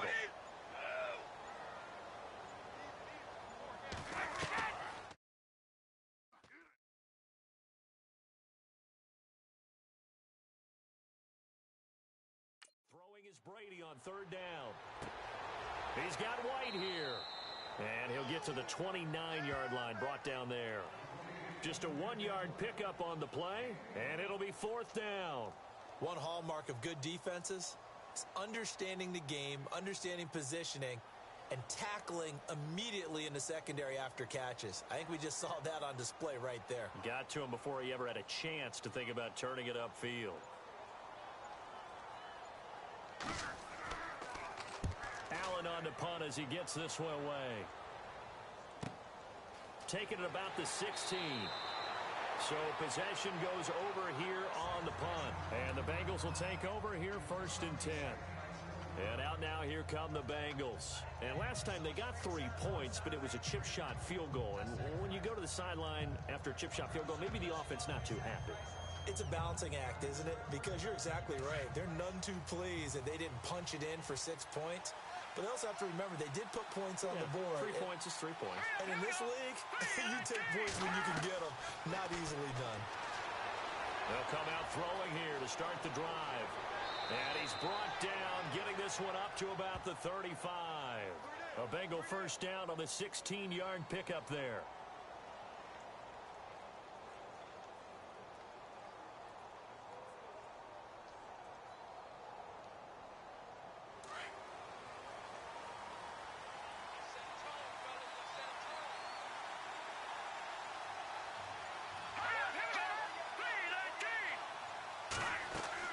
They'll run it now out of the gun.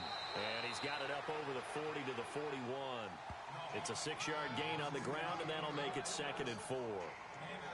Let's talk a little football 101 here, because one of the keys to advancing the ball downfield, success on first down. Huge difference, as we know, between 2nd and 4 and 2nd and 8 and 9.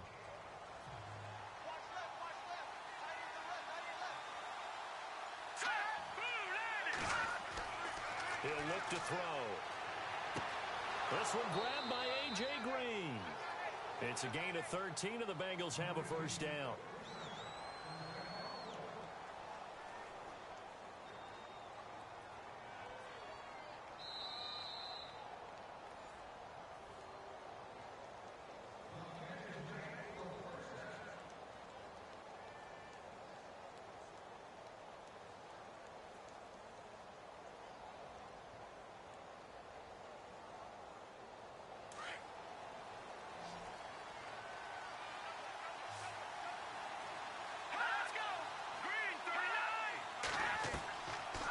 First down, he'll drop to throw. Dances by him, and he'll get it inside the 40 to the 39. It's a gain of 6 on the play, and that'll bring up 2nd down.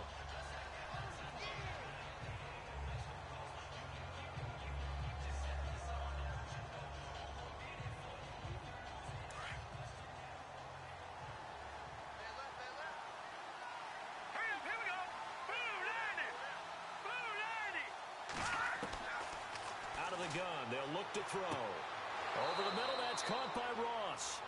And he's going to be taken down with a marker on the field. So let's see about the call.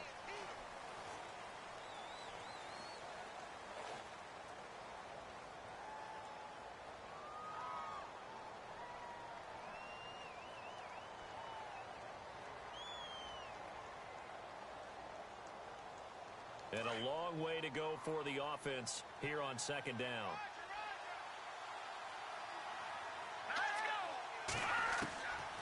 Now they'll throw here out of the gun.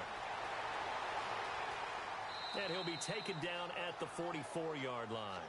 Call it a gain of 5, and it'll be 3rd down.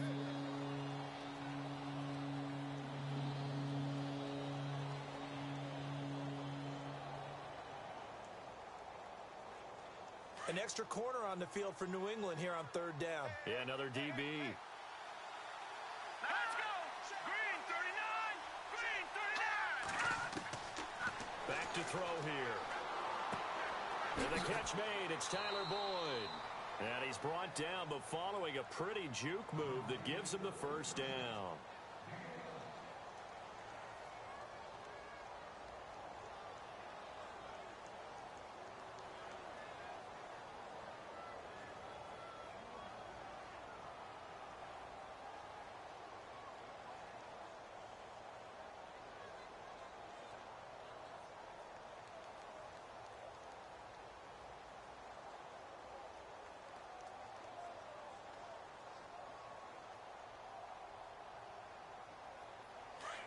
And on the outside, they're playing press coverage. All right, here we go. They'll look to throw now on first down. And the throw left sideline here is caught, but they'll rule it incomplete. Couldn't keep his feet in. 2nd down. I know for us it's fun, and it's not so much fun for the rookie receivers when we see them coming into the league and we're going to training camps. You see them working on getting 2 feet down instead of 1. But the best ones train in college trying to get 2 down instead of 1, so the transition's a little bit less. In this case, though, wasn't able to complete it anyway. Back to throw now on 2nd and 10. Oh, nice spin. Under pressure, and down he goes. They sack him back at the 36. And now maybe they want some extra time to talk about this 3rd and long play as we'll get a timeout. As as they stop it here with just under 40 ticks to go in this first half.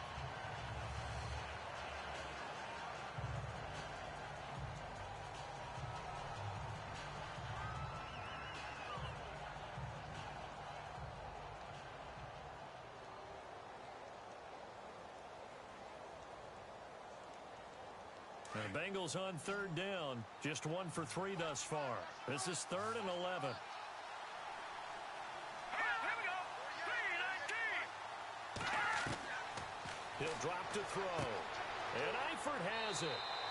And he's going to have a first down here as he gets this one to the 17-yard line. The Bengals passing game finding a rhythm. They've got another first. A lot of tight ends just use their size and their strength, try to occupy some space and kind of body people away and catch the football. But not this guy. He's a refined route runner. Makes me wonder if he took some dance classes in his background with his footwork. 3-19. Inside the red zone here. They'll look to throw. To the left side here for Eifert. Now whistles and a timeout with 3 seconds left in the first half.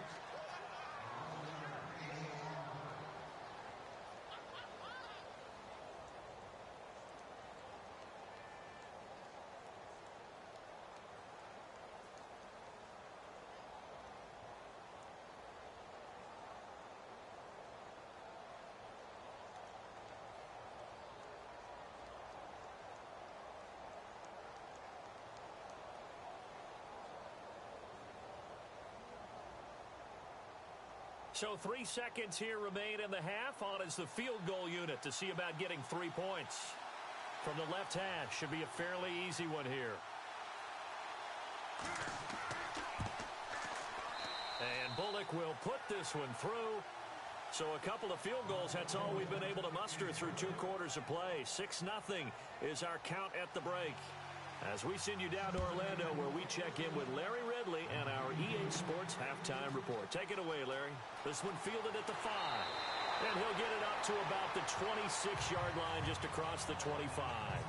Now the Patriot offense set to take over again.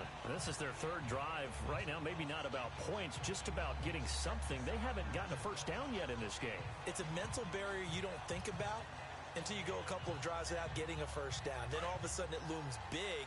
It gets harder and harder to actually attain that first down. Easy. They go play action here on first down.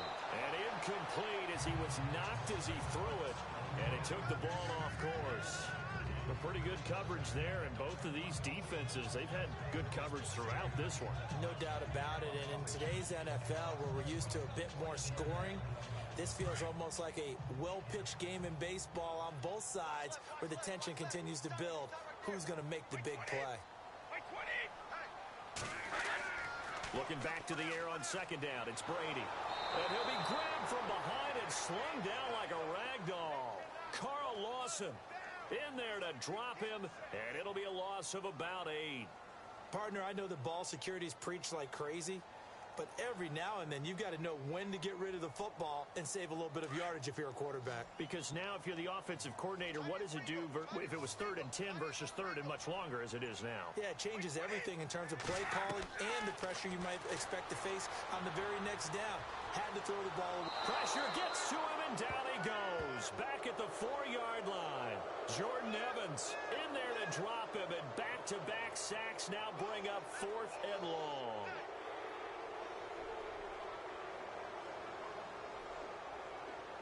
Here's Ryan Allen now as the drive goes backwards, so he's on to punt it away.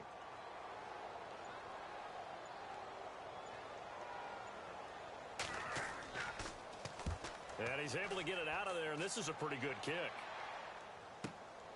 Fielded just inside the 30. Nice job bringing that one back. 14 on the return. And out will come the offense as they take over. So here are the Bengals now as they get their first possession of this second half. They were able to get the ball back here, didn't surrender any points. Now they'll look to add to that lead. Hey, how about the boost the defense gave them? Going right out on the field, shutting them down, not giving up any points, and turning the ball back over. They want to do their part now and show them a little respect and some gratitude by scoring some points. And to get a little more cushion. They'll try and start this drive in the air. And he'll be brought down just shy of midfield at the 49-yard line. Call it a pickup of 7, and it'll be a second down.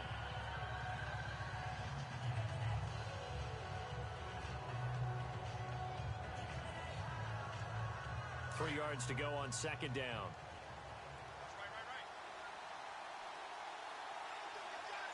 Let's go. Green. They'll run it now out of the gun. And he is swallowed up right at the line of scrimmage. Call it no gain that time as it's going to leave him with a third and about 3 to go. And he got off the end there very quickly to make that play. Yeah, it was almost like the bullet train, wasn't it? I mean, just zoom. Quick, quick, quick. And what a terrific play, holding them to no gain. Now the Bengals on third down. They've hit 2 for 4 thus far. This time it's 3rd and 3. Back to throw.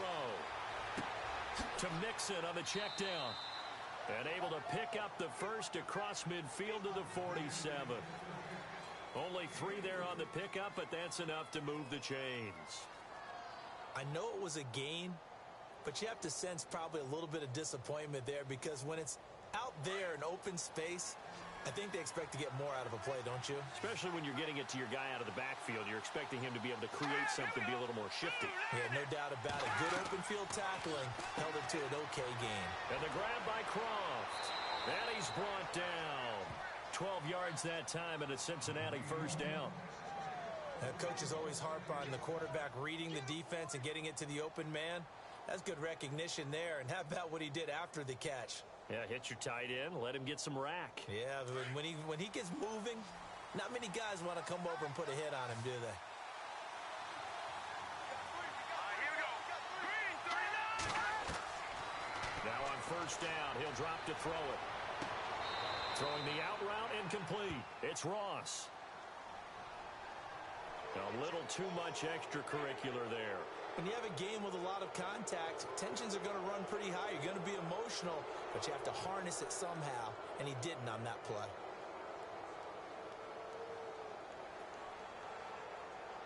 Fresh set of downs here.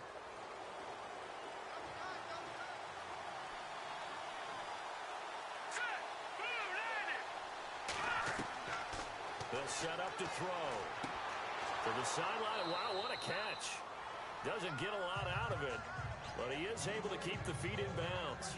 Give him a couple on the catch. It's 2nd and 8. Let's make this one simple. What a catch, especially the finishing part of getting his feet in bounds, toe tapping, and of course, foot dragging. Little tapestry, if you will. Oh, I like it. Here we go. 3-19. Looking to throw. And they're going to get him. They bring him down to the sack back at the 16-yard line. Dante Hightower able to collapse the pocket and drop him for a loss of 3. And when you go 5 wide like they just did there, you can't really max protect, can you? No, you cannot. What you're hoping is that by going 5 wide, you're forcing the defense into coverage. And if you do that, you get a chance to find some people downfield. But if they audible themselves and go into a blitz, then it's got to happen right now. Or exactly right. Turn them out. That play's over. And a few little style points on the juke, but not much room to maneuver after that. Give him a couple on the run as it brings up a 4th down.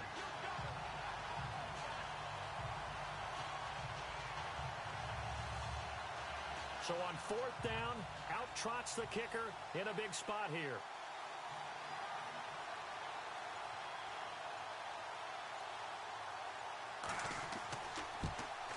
And Bullock will put this one through, and that will make our score 9-0. So that's a big one there. It's his 3rd field goal of the game, and a 2-score lead's got to feel pretty good right about now. And while they're not free and clear yet, you're right.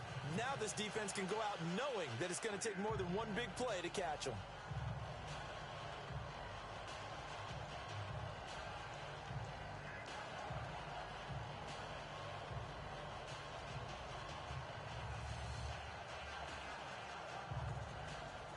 After the field goal now, it's Bullock to kick it away. Fielded about a yard deep. And a nice return sets them up pretty good here at the 30-yard line. And now out come the Patriots. And last drive, 3 and out. Still a goose egg on the scoreboard. How do they break that goose egg? They've got to find a way to get the ball in the hands of their playmakers, get them some space, and try and make a first down and get some momentum going. It's been a struggle for them throughout the game, and that 3 and out on the last possession, that told you just how stalled they are on offense. So who will step up here? We'll see. To throw is Brady. And a catch made by Kenny Brill. And getting this just shy of midfield, they'll spot it at the 49. And the play goes for 19 yards, gives them a new set of downs.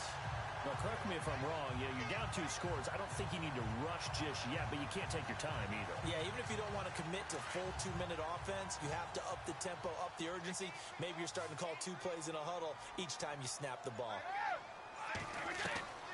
On first down, Brady.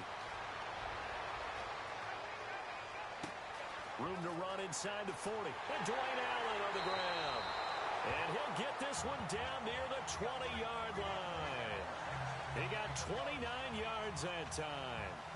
Even though this offense doesn't have a single point to its name, they're not totally out of this game yet. A touchdown here, they could be in business. And how about that last play? Now they've got momentum going, so you know I'm a big advocate. Get back on the line of scrimmage. Throw another play at them while you've got them rocked on their heels.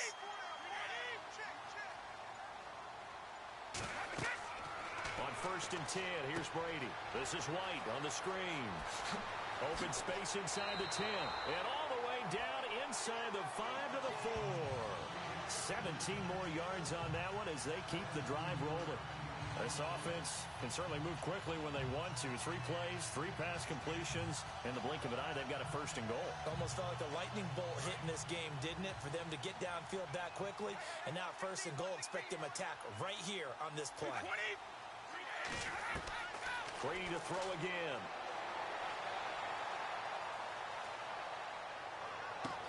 And this is caught. Touchdown, Patriots. James White from 4 yards out. And the Patriots have cut it back within a score. Such an art to dot the I. Just get the feet in right there against the line before going out of bounds. Such an incredibly graceful, athletic play, but also a lot of practice goes into it. They work on that to make sure that they learn how to train their feet to get down in bounds.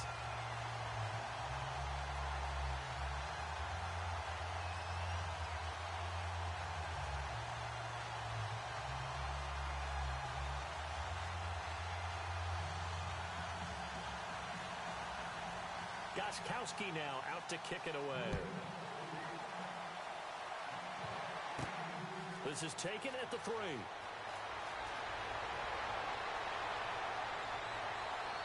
And he'll take it past the 25 and up to the 28-yard line.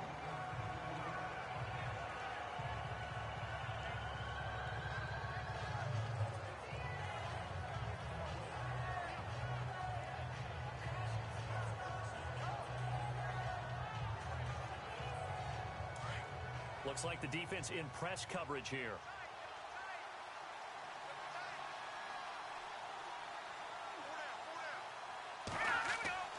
Now it looks like he'll throw here.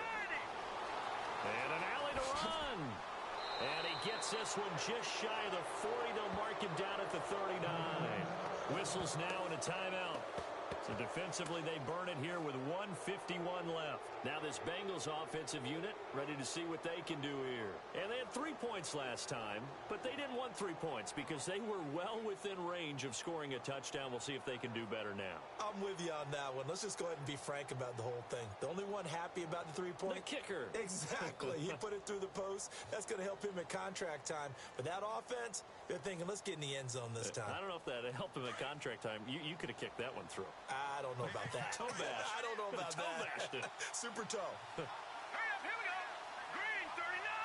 Green 39. They'll run here with Mixon. And he'll push this forward only to about the 42-yard line. Now whistles blow and the Patriots are going to take another timeout. That'll be their second, so one more chance to stop the clock here. And we'll be back.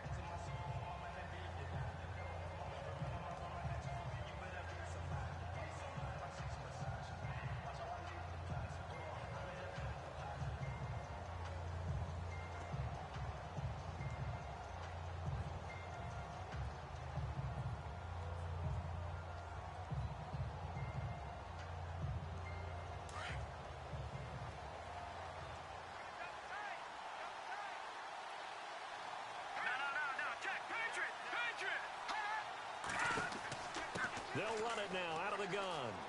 And he'll take this one up close to about the 45.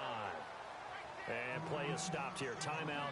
It's the defense calling the timeout here. It'll be their third and final timeout, so as they talk things over, we'll step aside.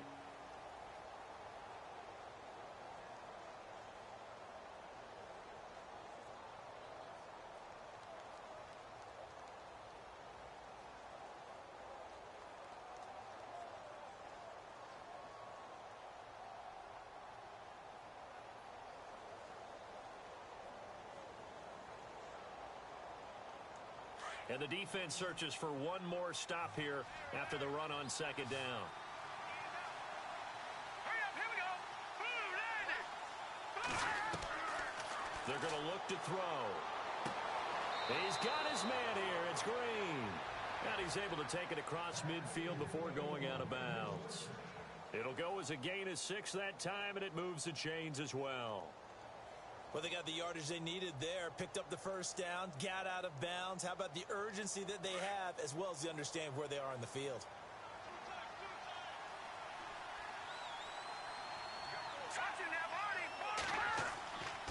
Now they run with Mixon. Despite this strong run, he'll be hit and dropped shy of the 45. Give him a couple on the carry there, 2nd and 8. They're making steady progress, but I see your face. You're worried about that clock. I'm worried about the clock, and at some point, you have to have a splash play in there as well. And after the play on the ground, that brings up 2nd down here.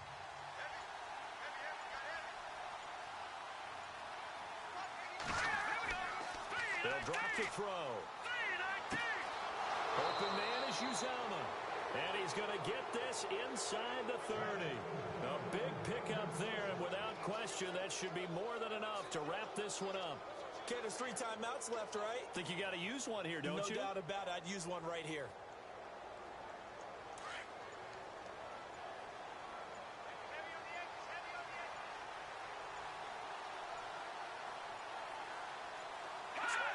The Bengals go down to a knee in the victory formation.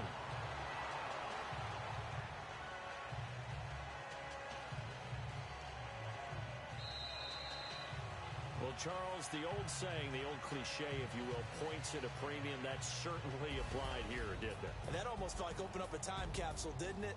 Old school football, low scoring, close game.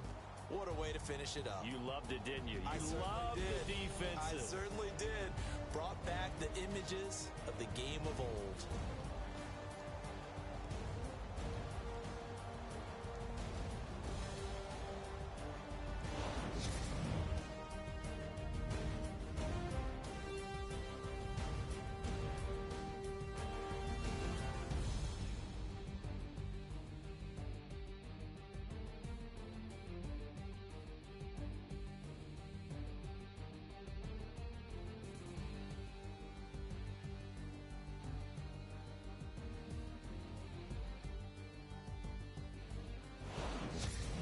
So that'll do it for my partner, Charles Davis, and the best darn crew in the industry. I'm Brandon Gaudin. This has been a presentation of the NFL on EA Sports. From Foxborough, good night, everybody.